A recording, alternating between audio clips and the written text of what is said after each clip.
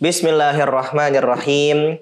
Assalamualaikum warahmatullahi wabarakatuh. Alhamdulillah, kembali lagi bersama kami di We Listen with Tabayun. Masih bersama saya Najib Mukhtar sebagai host di episode kali ini. Untuk episode kali ini kita kedatangan seseorang yang seperti episode sebelumnya, ya, yakni seorang alumni mahasiswa Universitas Al-Azhar Kairo, dan beliau sedang meneruskan magisternya di Universitas Indonesia. Siapakah beliau? Seperti yang sebelumnya kita sudah tahu, beliau adalah Ustadz Rifki Romdhani. Gimana Ustadz kabarnya? Alhamdulillah. Gimana kabarnya? Alhamdulillah. Antum terlihat bahagia sekali hari ini. Alhamdulillah. Karena berhadapan dengan orang yang juga bahagia. Masya Allah. Jadi bahagia itu menular. Perasaan bahagia itu menular. Ya, Masya Allah. Jadi dengan kebahagiaan saya menular ke antum. Amin. Seperti itu insya Allah. Insya Allah kita semua bahagia semua ya. Amin. Bahagia dunia akhirat. Ya Rob. Ya Rob. Apalagi di bulan suci Ramadan. Harus tetap bahagia. Harus tetap happy. Bulan yang mulia ini kan. Betul. Ya.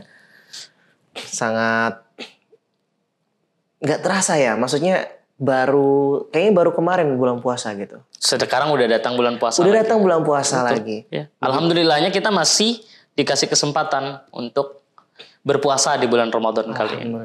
Dan kita nggak tahu kan nanti tahun depan apakah kita semua masih bisa merasakan Ramadan atau tidak. Kita nggak pernah tahu. Mungkin kita udah punya rencana Ramadan tahun depan seperti ini. Makanya setiap datang Ramadan, ibadah semaksimal mungkin yang bisa kita lakukan. Itu. Jangan direncanakan lagi gitu. Betul. Ramadan tahun depan lah. Jangan. Semaksimal mungkin. Betul. Umur nggak pernah ada yang tahu gitu. Benar. Ada banyak orang yang selangkah lagi masuk Ramadan, dia meninggalkan dunia. Betul banget. Karena ajal nggak ada yang tahu. Betul. Ya. Tapi zat yang paling berat nih bulan Ramadan tuh, ya kita semua mungkin merasakannya nih. Sahur. betul. Sahur tuh berat banget itu. Iya. Ya kan? Ada orang yang mungkin capek habis kerja, ya terpaksa harus bangun lebih dulu. Yang biasanya bangunnya subuh gitu. Ini harus bangun sebelum subuh. Apalagi seorang ibu yang harus menyediakan makanan. Ya kan? Dia harus siapkan dari jauh-jauh waktu sebelum azan subuh itu berkumandang. Betul. Harus lebih dulu bangun. Iya. Itu paling sulit. Ya kan? Iya sih, maksudnya kalau kita lihat dari kebiasaan mungkin ya, kebiasaan kebanyakan kita. Karena kita tidak bisa generalisir juga Ustadz Najmi. Kadang sahur itu masalah bagi sebagian orang dan malah memang kesenangan bagi sebagian yang lain. Iya, bagi mungkin Masya Allah orang-orang yang sudah terbiasa tahajud, orang-orang yang sudah terbiasa berpuasa, entah itu puasa Senin Kamis atau puasa Daud. Kan bagi mereka itu khalas, ini sebuah kesenangan ditambah bulan suci Ramadan kan. Jadi menurut saya sahur itu susah senangnya itu kembali ke, tapi mayoritas iya mungkin. Mayoritas ya. Kenapa sih? Karena memang segala sesuatu yang baru dimulai dan itu menyalahi daripada kebiasaan kita selalunya tidak nyaman memang. Betul. Apalagi dipaksa. Maka kuncinya kan supaya kita nggak malas-malas sahur itu kan, ya pertama diistiqomahkan. Betul. Kemudian yang kedua tentu disukai ibadah itu gitu. Kayak gitu. Jadi ya sesimpel itu sebenarnya untuk. Kalau dari disukai terasa ringan lah. Pasti apapun yang atas dasarnya itu suka pasti ringan. Apapun itu gitu. Yang penting kita bermainnya di perasaan gitu. Kita bermainnya di rasa. Tapi antum tahu gak? Kan ada orang yang kadang bangun telat nih, ya. Dia bangun hampir menjelang subuh lah, ya. Hampir menjelang subuh, dia makan lah, ya kan, makan sahur itu. Ternyata makanan yang dia masih kunyah itu, yang masih ada di mulut, udah azan subuh. Terus gimana gitu? Nah, itu gimana saat itu? Pertama, kan pernah gak tuh ngalamin? Saya pernah.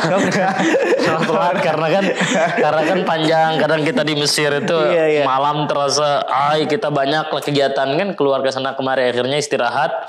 Kebablasan, ya sudah imsak lah ya, mau dekat dengan habis waktu sahur. Ya udah makan sahur, kemudian masih sisa di mulut. Ya gimana? Ya kita keluarkan gitu. Kita apa ya?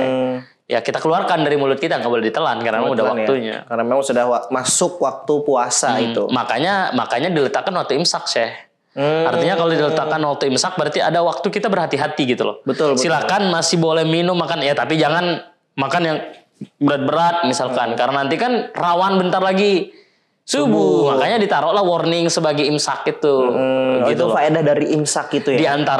Di antara faedahnya karena untuk sebagai kita ini mendapatkan warning. Sebelumnya makan berat silakan. Kalau udah waktu imsak mungkin tinggal minumnya saja, tinggal ngetehnya, yang suka ngopi tinggal ngopinya, kayak gitu-gitulah. Sebelum nanti masuk waktu subuhnya itu. Jadi, tapi kalau sahur makanannya bebas kan ya?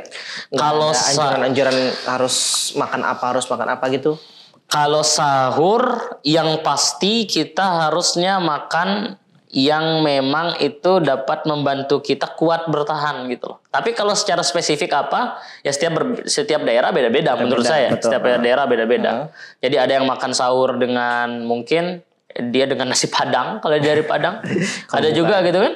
Ada juga yang makan sahur itu dia itu cocoknya yang ringan-ringan. Ibu saya itu paling paling dia itu makan sahur itu cuman bisa sama roti aja. Roti. Yang lain nggak bisa masuk. Ya? Oh gitu. Apa mungkin ada penyebabnya nggak? Mungkin karena masih pagi atau apa gitu? Salah satunya ya. Kan banyak juga kita kan yang nggak bisa makan kayak terlalu pagi gitu. Banyak loh yang susah makan sahur.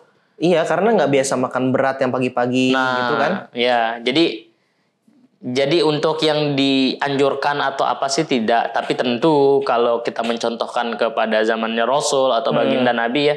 Sebenarnya dicukupkan dengan kurma pun bagus gitu. Pun dari segi kesehatan kan. Kalau kita lihat beberapa update kan sekarang udah banyak tuh yang update tentang makanan sehat dan lain sebagainya. Betul. Ya diantaranya itu kurma adalah salah satu makanan yang sudah terbukti mengandung banyak banget zat yang bisa membantu kita gitu. Bahkan kalau pernah saya dengar podcastnya Dr. Tirta itu, kalau anak kosan misalkan kalau mau tetap hidup sehat, itu disediain ini katanya, sediain kurma aja yang dimakan di akhir bulan. Jangan makan Indomie katanya. Jangan makan mie. Jangan makan ini gitu. Kan itu malah nggak sehat. Betul. Nah, coba ganti dia dengan kurma dan lain sebagainya. Ya kayak gitu-gitu lah. Maksudnya artinya dari segi medis kurma itu sudah terbukti. Kita bukan bicara tentang makanan khas Arab atau enggak. Tapi memang itu yang dicontohkan oleh baginda Nabi dan alhamdulillahnya selalunya apa yang dicontohkan oleh baginda Nabi itu baik. Betul. Entah baik untuk tubuh kita ataupun baik untuk kemaslahatan kan.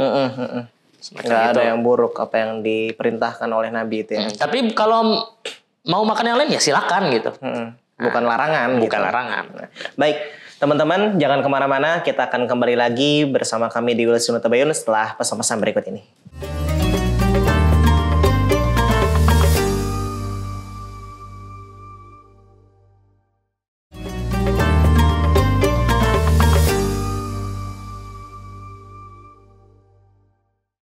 Kembali lagi bersama kami di Willisan Uyit Tabayun.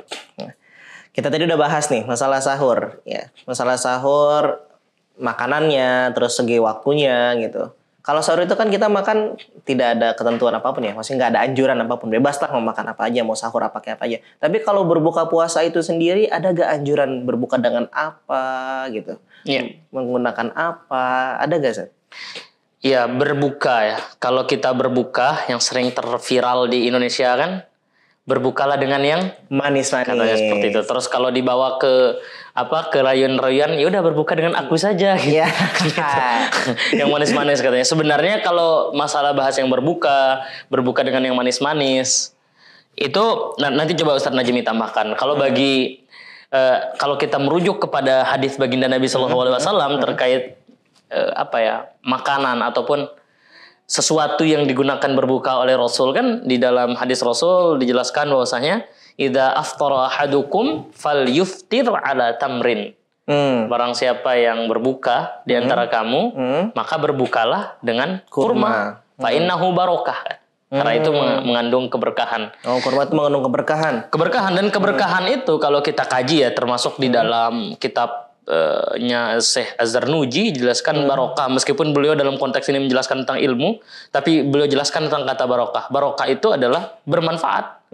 Bermanfaat untuk diri sendiri dan bermanfaat untuk orang lain. Jadi emang Rasul sudah mengisyaratkan bahwa kurma ini mengandungkan keberkahan, mengandung kemanfaatan gitu kan. Di antara kemanfaatan yang baru akhir-akhir ini nampak gitu. Sedangkan berpagi-pagi Rasul udah menganjurkan kita betul, untuk memakan kurma, mengkonsumsi kurma demi memenuhi kebutuhan kebutuhan badan kita gitu. Oh, jangan-jangan yang dimaksud dengan berbukalah dengan yang manis-manis tuh ya karena kurma itu manis kan ya? Bisa jadi turunannya dari situ gitu kan? Iya kan? Turunannya Kurma kan manis, jadi berbukalah dengan manis-manis. Maksudnya dengan kurma. Iya. Gitu. Nah kalau nggak ada kurma pakai apa?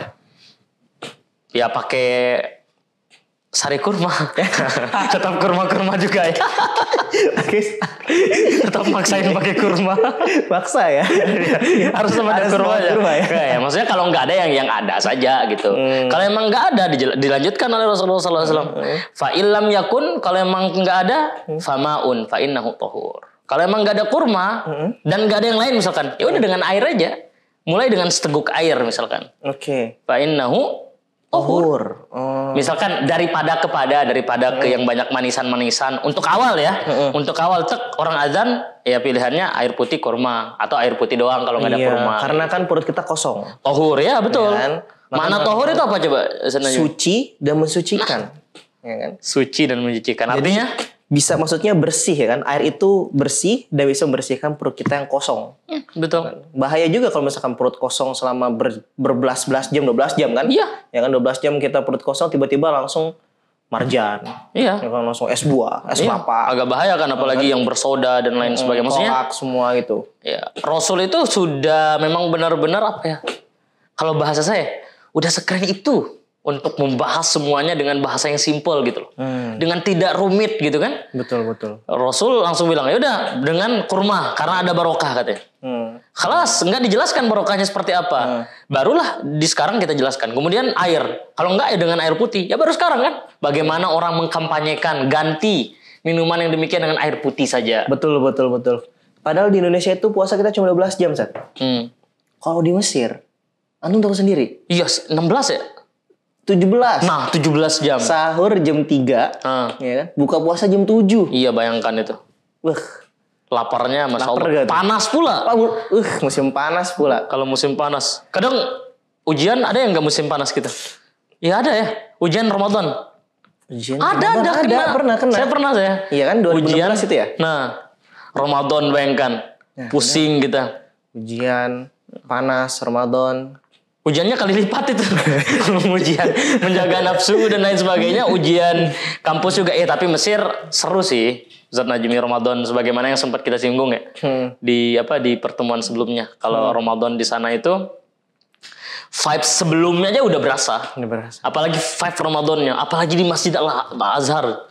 Ramadannya berasa banget. Selain ada iftar jama'i. Kemudian ada juga imam-imam tarawihnya kan yang ganti-ganti ini. Bacaan kiroat. Masya Allah kiroatnya. Semua kiroah asyroh semua ya. Semua dibacakan. Di sana juga kalau buka puasa tuh yang Anda dengar nih.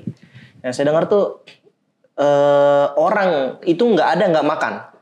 Kalau belum puasa nih, pasti makan karena di sana ada Maidatur Rahman. Liduyufir Rahman. Rahman. Bukan dengar antum kayaknya juga makan di Maidatur Rahman waktu di Kairo. Ya termasuk saya gitu.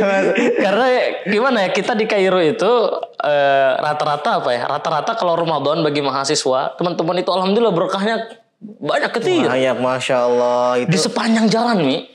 Di sepanjang jalan dari ujung gang Kairo sampai ujung gang Kairo. Meja makan semua. Dan itu banyak gitu. Dan makanannya bukan ecek-ecek, Mi.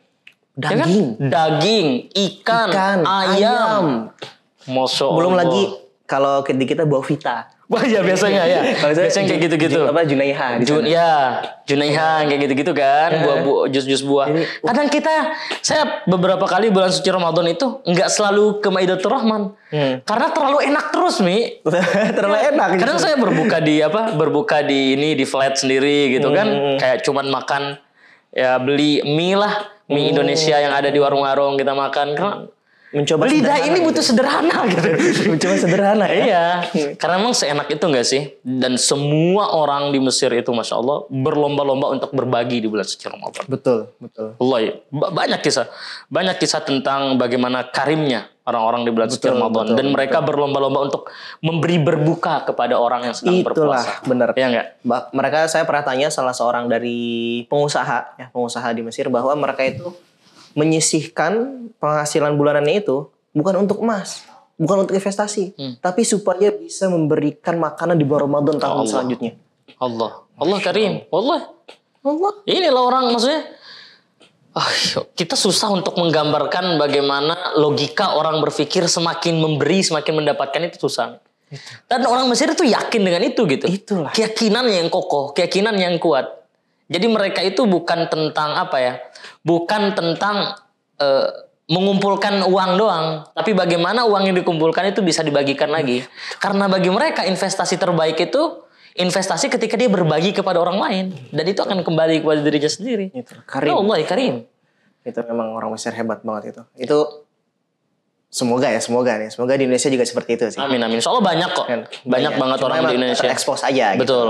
Dan konsep Maidatur Rahman menurut saya itu kayaknya cuma di Mesir ya. Soalnya literally di depan rumah, dari ujung gang sampai ujung gang itu ada Maidatur Rahman, bayangkan. Mungkin di Indonesia bisa Ustaz Rifki, cuma khawatir macet. Iya pula. Kalau Jakarta, di Mesir juga macet. Sama tuk-tuk kan. Nah, jangan sampai masalah sesuatu tidak membuat kita berbuat baik kan. Alasan macet nggak ada Maidatur Rahman kan agak payah juga. Iya benar. Kayak gitu ya. Maksudnya kita bercerita tentang bagaimana suasana di luar sana bukan untuk membandingkan mana yang lebih baik dari negara yang lain, tidak. Tapi kan kita sedang fastabiqul khairat. Berlomba-lomba dalam kebaikan. Dan banyak cara. Mungkin kalau di Mesir Maidatur Rahman, kalau di Indonesia kan kita tengok pula di masjid-masjid rame bagi-bagi makanan. Maujud sih. Walakin kecil. Enggak sebanyak yang di Mesir. Karena di Mesir itu ya nggak yang kayaknya, nggak yang miskinnya, nggak yang menengah ke bawah, menengah ke atas, sama semua. Saya suka berbagi. Ya nanti saya mau bahas juga itu bagaimana mereka itu yang kayak orang yang kurang banget pun nabung demi bisa ngasih ke Maidatur Rahman itu loh. Masya Allah. Mencari koki terbaik dikasih ke Maidatur Rahman itu, nanti biar buat orang berbuka gitu. Semangat berbaginya itu. Oke, baik-baik, sebelum kita bahas itu, teman-teman di rumah, jangan kemana-mana, tetap bersama kita di Willyson Tabayun setelah pesan-pesan berikut ini.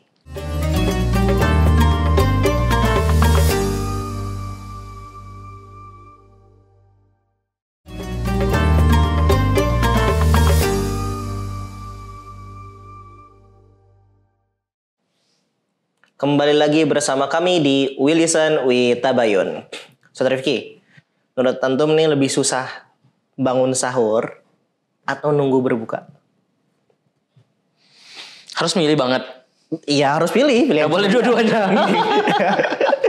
Ya maksudnya, ya tadi saya sih ngembaliin ke kita kembaliin ke kemauan sih. Lebih ke kita melihat ibadah ini seperti apa gitu. Kalau kita ngelihat ibadah ini beban, maka pasti berat dua-duanya. Tapi kalau ngelihat ibadah ini sebagai sesuatu memang yang kita kejar, yang kita inginkan, tidak apa-apa gitu. Ringan semua dihadapi. Ringan semua. Tapi kalau pribadi saya, ya masih iman kita kan ya zitu ayan kus lah ya. Ada momen di mana kita merasa lama pula nih berbuka. Ada momen baru pula tidur, udah dibangunin juga. Biasanya ibu yang bangunin ini. Antum di rumah gitu ya. Meskipun sekarang antum udah dibangunin istri, insyaallah. Ya maksudnya yang ingin saya garis bawahi, keduanya itu sama-sama berat apabila kita melihat itu dari sudut pandang ini beban, kewajiban. Oke? Tapi keduanya akan menjadi ringan apabila kita lihat ini sebagai apa? Sebagai bentuk sesuatu yang kita kejar. Sesuatu yang kita inginkan. Betul. Iya. Apa yang membuat kita berat ketika kita datang ketika kita berbuka kemudian Allah menjanjikan apapun doa yang kita panjatkan itu dikabulkan oleh Allah Subhanahu wa taala. Ya enggak? Farhatan lis-shaim. Indal awalnya. Inda iftarihi wa inda liqa'i rabbih. Ketika orang berpuasa itu ada dua dia kesenangannya, ketika dia berbuka dan ketika dia bertemu dengan Allah Subhanahu wa taala. Masyaallah tabarakallah. Maka apa yang berat? Benar. Oke, kemudian ketika sahur. Sahur itu mamlu'an minal barakah. Banyak sekali berkahnya. Selain kita makan sahur, setelah itu kita tahajudan, setelah itu kita baca Quran, dan di sana diberikan ampunan. Kalau mau minta apapun di sana, mana yang susah gitu? Kalau memang kita lihat dari sudut pandang itu. Tapi kalau kita lihat, di sahur ini dah masih ngantuk pula. Kita baru nonton bola atau apalah kan? Atau baru mabar tadi atau apa? Ya berat. Kemudian kita nunggu berbuka. Lama kali lah berbuka ini udah berat. Tapi kalau dilihat itu di sahur ada keberkahan, di berbuka ada kebahagiaan, apa yang berat? Masya Allah, benar. Jadi POV-nya yang dirubah. Jadi sudut pandangnya yang dirubah. Iya. Kayak gitu sih menurut saya. Jadi pilihan tadi itu tergantung dengan bagaimana yang kita rasakan gitu. Kalau kita berbagi di bulan Ramadan nih, ya kan? Kita berbagi kan kita akan mendapatkan pahala orang yang berpuasa. Mungkin salah satu alasan ya yang pernah saya rasakan alami. Salah satu alasan orang Mesir itu kali memberikan yang kita tahu misalnya ada Maidatur Rahman, ya kan? Mereka memberikan sodakoh ya, makanan berupa Maidatur Rahman di bulan Ramadan mungkin agar mereka juga mendapatkan pahala orang-orang yang sedang berpuasa itu. Pasti, itu motivasinya ya kan? Coba. Jadi sudah bukan tentang how much gitu. Tetapi sudah tentang bagaimana berkatnya udah. Bagaimana tentang barokahnya. Makanya tujuannya itu sudah Rob gitu. Tujuannya itu sudah Allah Subhanahu wa taala. Maka Al-Habib Ali Al-Jufri menjelaskan kepada kita tentang zuhud kan. Zuhud itu bukan tentang kamu meninggalkan dunia semuanya. Hilang dari dunia. Hilang. Lah. Tapi zuhud itu kata Habib Ali ija'alid dunya fi aidika wala fi qulubika. Jadikan dunia itu di tangan, genggam dunia itu. One case kalau dunia itu mau diambil orang silakan. Gak berat kan? Gak berat kan? Tapi jangan letakkan dunia itu di hati. Karena apa-apa yang sudah sampai hati, dua kemungkinan Mi. Kalau dia dicabut. Hatinya yang rusak atau tumbuhannya yang patah. Royak. Mantap. La taj'alid dunya fi qalbika. Jangan sampai semua dunia ini taruh di hati kita. Karena pasti semuanya hilang, kan semuanya fana. Betul. Dan semua di dunia kan milik Allah gitu. Allah mau cabut mobil kapan aja terserah. Ya kan? Kalau saat Allah cabut kita belum siap, gimana? Kalau kita sangat cinta kepada dunia, bagaimana? Kita jadikan di dalam hati, bagaimana? Kecewa cuy. Selesai. Makanya tadi yang ingin kita sampaikan di sini tuh bagaimana Ramadan ini juga dengan berbagai macam kenikmatannya, dengan berbagai macam keberkahannya itu mengajarkan kita bahwasanya dunia ini tidak ada apa-apanya. Nafsu ini tidak perlu kita ikuti. Makan yang kita anggap segalanya, tanpa makan kita nggak bisa hidup, bisa apa di Ramadan? Benar. Apalagi ketika berbuka puasa kita cukup makan 3 kurma udah kenyang. Coba. Artinya apa? Artinya ingin mengajarkan kepada kita jangan bergantung kepada hal-hal semacam ini. Betul. Ya, jangan sampai kita menggantungkan diri kita kepada sesuatu yang tidak perlu kita bergantung atasnya.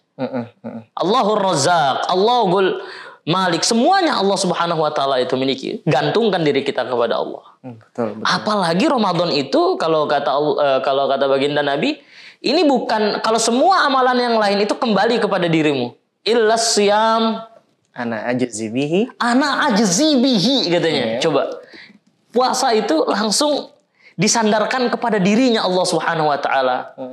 Kullu syai, apapun yang disandarkan ke dirinya Allah, ke zatnya Allah Subhanahu wa taala, pasti itu luar biasa. Kitabullah, Al-Qur'an disandarkan. Makanya kata Habib Ali, jabatan yang paling tinggi di muka bumi ini adalah Abdullah. Hambanya Allah. Karena hamba yang disandingkan ke Allah Subhanahu wa ta'ala. Wa ma nahnu illa abdillah. Ya, apa sih kita ini kecuali hanya hambanya Allah Subhanahu wa ta'ala. Betul. Jadi yang perlu kita ingat di sini tuh ya Ramadan mengajarkan kita tentang itu. Ya berbuka juga mengajarkan kita tentang itu gitu. Berbuka dan bersahur. Mungkin di sahur mengajarkan kita bahwa di sanalah kita akan bersiap-siap untuk menghadapi tidaknya makan lagi. Jadi kita mempersiapkan diri kita gitu. Sama halnya, kita persiapkan diri kita setiap hari. Karena akan ada masa di mana kita akan dimakamkan, dikuburkan untuk meninggalkan semua ini. Kenikmatan yang pernah ada. Betul. Kemudian berbuka itu adalah kita menanti untuk bertemu dengan Allah SWT. Kita menanti kenikmatan itu gitu. Begitu pula dengan ketika kita dalam kubur itu. Setelah meninggalkan semua ini, kita menanti untuk bertemunya Allah Subhanahu wa ta'ala. Liqa'ur Rabb. Karena itulah kenapa farhatan yang dimaksud tadi itu. Kebahagiaan itu ya. Ya. Karena tidak ada kebahagiaan yang lebih besar kecuali kita bisa bertemu dengan Allah Subhanahu wa ta'ala. Insyaallah tabarak. Ada wal Islam gitu. Inilah kita beragama bahwa ibadahnya amalan yang kita lakukan dalam ibadahnya itu semuanya itu baik. Semuanya baik. Meskipun belum kita ketahui kebaikan medisnya misalkan, tapi pasti itu baik. Yang ditahu sekarang harus ada intermittent, harus ada detox atau apa istilahnya? Ya, yang kayak gitu-gitulah, harus tidak makan sampai dia pergi ke Bali sengaja untuk berpuasa. Nah, Islam khalas ya nih. Fi kullil am syahr. Setiap tahun ada 1 bulan di mana kita membersihkan lambung kita, perut kita dari racun-racun gitu. Apakah itu udah diketahui sebelumnya? Lah. Orang cuma mengikuti syariat saja. Ya enggak? Dan Rasul tidak mungkin menjelaskan sedetail itulah. Masanya terbatas dan lain sebagainya. Iya. Dan apa kata Rasul? Al-hikmatu dhalatul mu'min. Hikmah itu adalah perhiasan yang hilang dari orang mukmin. Ya inilah fungsinya kita untuk menyiapkan semuanya, ya enggak? Maksudnya banyak hal yang belum terungkap, mungkin hikmah-hikmah yang belum kita tahu. Inilah tugas kita berjalan ke sana kemari untuk mengambil hikmah tersebut. Benar-benar. Masya Allah, benar-benar sangat tercerahkan gitu. Amin. Masya Allah. Semoga juga teman-teman di rumah ini tercerahkan ya. Insya Allah ya. Tercerahkan semua. Kita sama-sama belajar gitu. Maksudnya bahkan kalau teman-teman rumah ada pengalaman sendiri tentang Ramadannya, tentang berbukanya, tentang mungkin mitos di daerahnya, ya di komen saja gitu kan. Nggak mesti bertanya, Anda bercerita juga tentang itu gitu. Benar-benar. Ya enggak? Dan terima kasih Bang Ustaz Rifki ya atas ilmunya yang telah mencerahkan dan juga membuka pintu hati kita. Amin. Telah membuka wawasan kita gitu. Amin. Sehingga kita nggak perlu ragu untuk menghadapi Ramadan. Gitu. Nggak perlu ragu untuk berpuasa bulan Ramadan. Karena kan banyak dari kita yang berpuasa secara lisan tapi tidak secara hati. Ya. Dia bilang saya puasa. Ya, dia puasa tapi dia tetap iri hati, dia tetap dengki, dia tetap benci, dia tetap dendam. Atau mungkin bisa jadi dia niat puasa malamnya tapi ternyata siangnya dia makan dalam kamar. Tidak mendapatkan sesuatu kecuali lapar dan haus. Masya Allah. Baik, untuk teman-teman yang di rumah, ya mungkin cukup sekian untuk episode kali ini. Bagi teman-teman yang ingin mengajukan pertanyaan seputar Ramadan, bisa langsung tulis di kolom komentar di IG-nya, Instagram-nya Tawaf TV, ataupun di YouTube-nya. Alhamdulillah, semoga ilmu kita dan pembahasan kita pada hari ini bermanfaat untuk diri kita semua di dunia dan juga di akhirat. Ya, terima kasih Ustaz Rifki atas kehadiran dan waktunya. Semoga Allah memberikan antum keberkahan dan juga kemudahan segala urusan antum. Ya Rob. Saya izin pamit diri, Najim Mukhtar. Bertemu lagi di episode selanjutnya di We Listen, We Tabayun. Wassalamualaikum warahmatullahi wabarakatuh. Waalaikumsalam.